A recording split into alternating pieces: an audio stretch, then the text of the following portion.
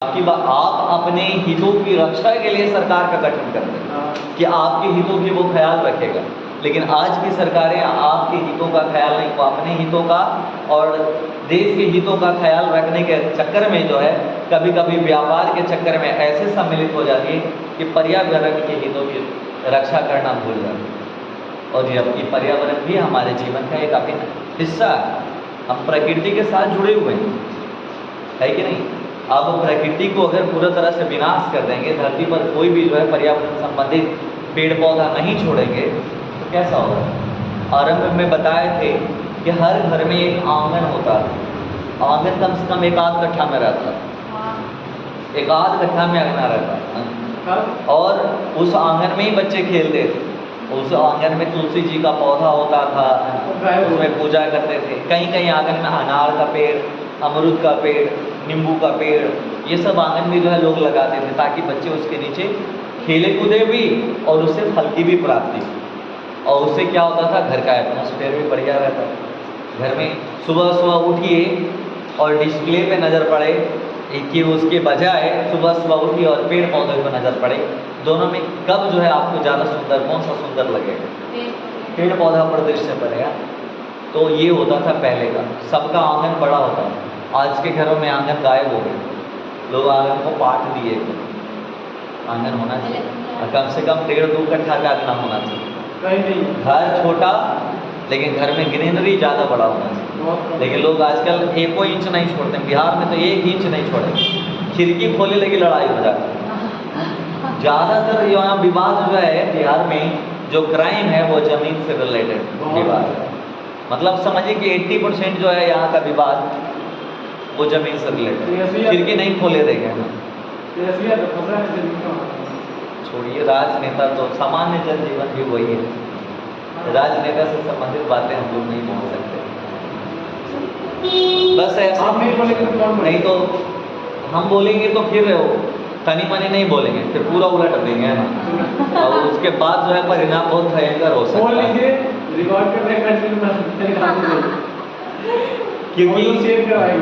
क्योंकि बच्चे भले ही ध्यान न दें, है ना, या सिविलियंस भले ही न ध्यान दें, लेकिन शिक्षक को कौन सरकार कहाँ पर गलती कर रही है A to Z बातें पता होता है। अभी जैसे एक बात बताता हूँ, अभी भारत विदेश नीति का तहलका पूरी दुनिया में मचा रहा है कि भारत की पॉलिसी बहुत बेहतर है ना, और हमारे संबंध सबसे अच्छे हैं।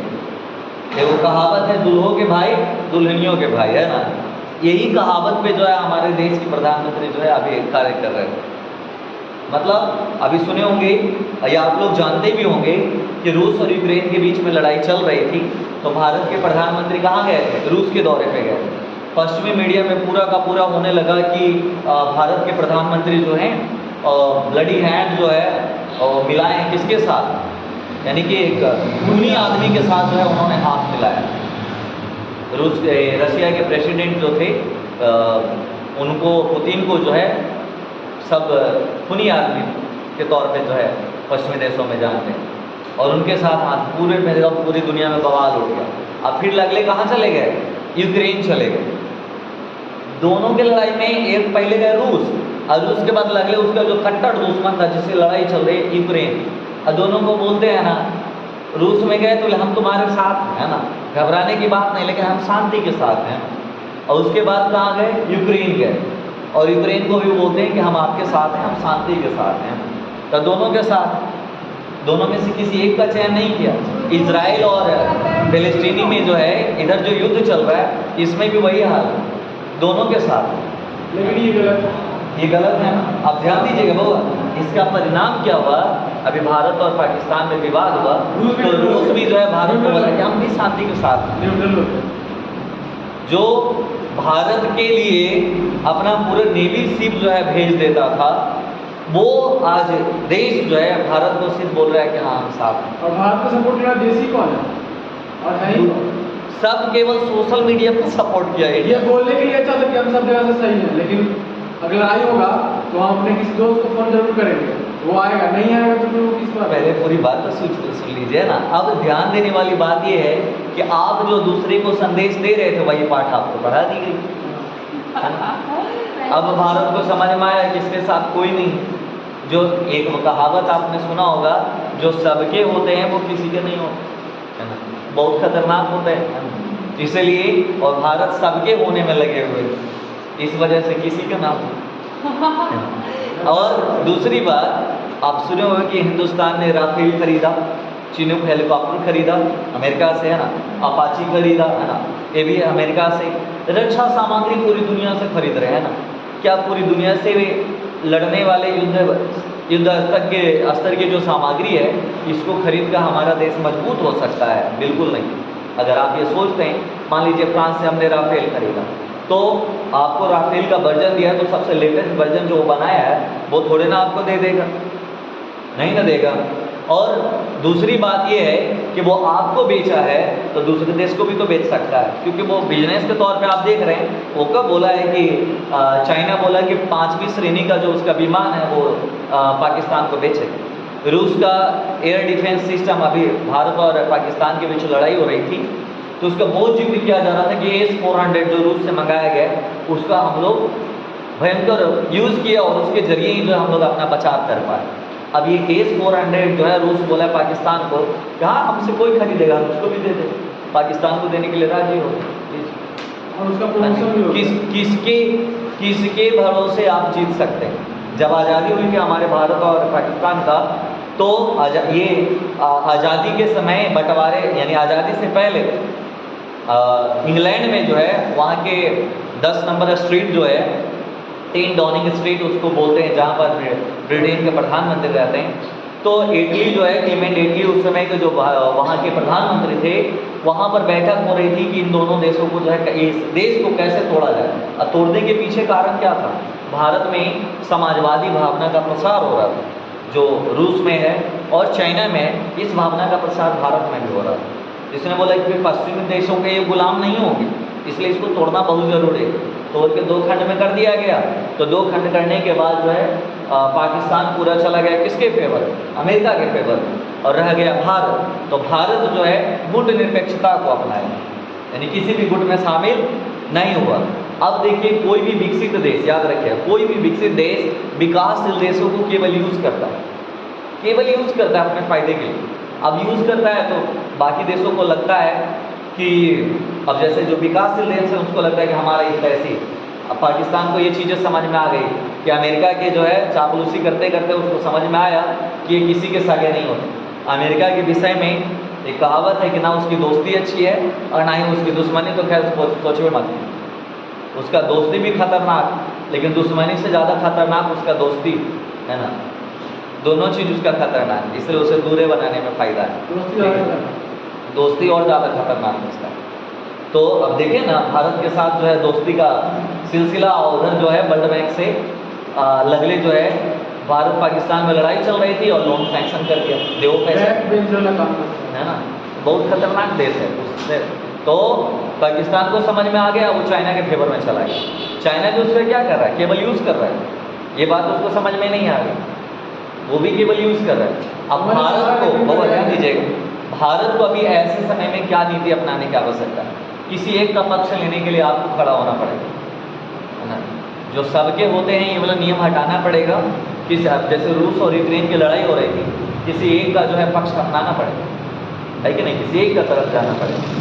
यहाँ इजराइल और फलस्तीन में जो लड़ाई हो रही है उसमें भी किसी एक का पक्ष लेना पड़ेगा। हर जगह आपको पक्ष लेना पड़ेगा, रिस्पॉन्सिबिलिटी लेनी पड़ेगी। और दूसरी बात कि हम लोग को डिफेंस सिस्टम में आत्मनिर्भर बनना पड़ेगा। मेक इन इंडिया का टैग खाली लगाने से नहीं होगा। जैसे आप सुने हैं ना कि भारत में जो है आग चीप बनना चालू हुआ, लेकिन फिर भी जो है फ़ोन बनाने की समस्त सामग्रियाँ भारत में नहीं। ये असेंबलिंग केवल यहाँ हो रहा है। असेंबल मतलब समझ रहे हैं, पार्ट्स सभी जगह से लाए गए हैं, केवल उसको यहाँ पर असेंबल किया है। तो केवल और केवल असेंबलिंग का काम हिंदुस्तान में हो, तो इसकी जगह मैन्युफैक्चरिंग पे ध्यान देना पड़ेगा। यहाँ कौन कौन सा कंपनी है? मैं कहते हैं ना कि मेड इन इंडिया खरीदिए। मेड इन इंडिया में कौन सा है? लावा, माइक्रोमैक्स, इंटेक्स, ये सब इंडिया की कंपनी है। इसका स्मार्टफोन का जो है बिक्री जाके देखिए भारत में कितना है। सब जो है चाइनीज प्रोडक्ट का कब्जा पड़ा हुआ है पूरे बाजार में। तो खाक बना रहे हैं, तो खाली अभी असेंबले कर रहे हैं। तो यानी अभी हम लोग को पूरा का पूरा ध्यान देना पड़ेगा किसमें? सेल्फ जो है भारत एक बड़ा बाजार है, अगर यहाँ सामग्रियाँ बनेंगी तो बिकेगा, कोई दिक्कत नहीं है। अगर दूसरे देशों से, कुछ देशों से अगर रिश्ते खराब भी होते हैं तो हमारे देश में इतना बड़ा बाजार है कि आराम से उपभोक्ता बहुत ज़्यादा मात्रा है, यहाँ हम वस्तुओं को बेच कर और अच्छी आय अर्जित कर सकते हैं। और दूसरी बात कि डिफेंस सिस्टम में हम लोगों को आगे बढ़ना पड़ेगा। जैसे अभी भारत और पाकिस्तान के युद्ध के बीच में जो है कुछ वैसे भी डिफेंस सिस्टम का इस्तेमाल किया गया है जो पूर्ण रूप से भारत में विकसित है और अच्छी कारगर है। तो ऐसा नहीं कि यहाँ अपॉर्चुनिटी नहीं है, पूरी दुनिया में सबसे ज़्यादा ग्रेजुएट्स अभी हिंदुस्तान में है। सबसे ज़्यादा ग्रेजुएट्स कहाँ हैं? हिंदुस्तान में। और इतने सारे ग्रेजुएट्स हैं, इतना ज़्यादा माइंड है और सबसे ज़्यादा जो युवा पॉपुलेशन है भाई हिंदुस्तान में है। तो अगर इनको सही डायरेक्शन मिले, सही दिशा निर्देश मिले तो ये हिंदुस्तान को जो है, ये जो मोदी जी सपना देखे ना 2047 तक विकसित भारत बनाने का, उससे पहले 2037 तक में बन जाए। एक सही मार्गदर्शन की आवश्यकता है। ये है भारत की खामी। उपलब्धियाँ तो बाकी जो है मीडिया पे चैनल वाला बताते ही रहता है, खामियाँ कोई नहीं बताता। ये भारत की खामियाँ हैं। सरकार को अभी फोकस करना चाहिए पूरा का पूरा यंग जनरेशन पर, उसको लीड करने, पबजी छोड़ के और कैसे देश हित में जो है वो अपना समय लगाए, इसको लीड करने की अभी आवश्यकता है। और नहीं तो देश इतना, अब बताइए जो यंग जनरेशन है, अगर ये कोई भी काम नहीं किया, अगर ये कार्यशील जनसंख्या में शामिल होने के पश्चात भी अगर काम नहीं किया, पता है इसका परिणाम क्या होगा?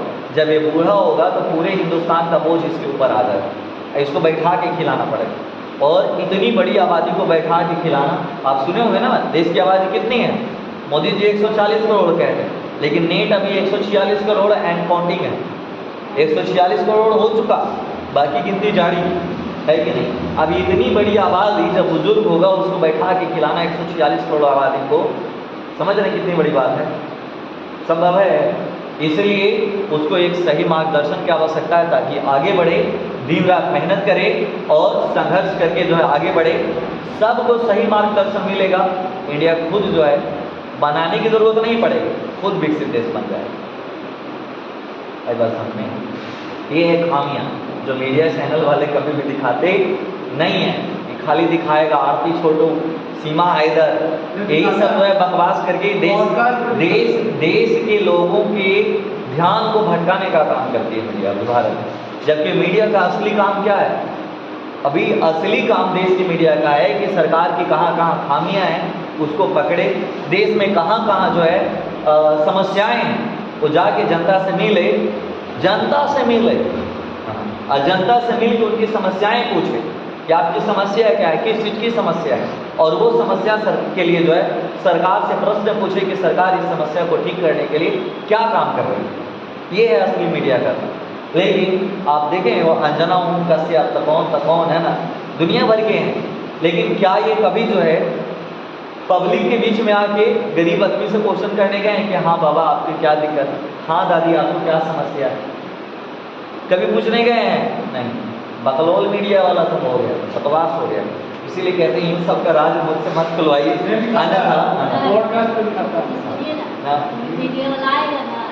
हम लोग के पास नहीं आता, क्या करने आए? यहाँ आते हैं छोटे छोटे सामान्य मीडिया वाले आते हैं, तो आते हैं तो वो देश के मुद्दों पर प्रश्न नहीं पूछते, सब टीआरपी के चक्कर में लगे।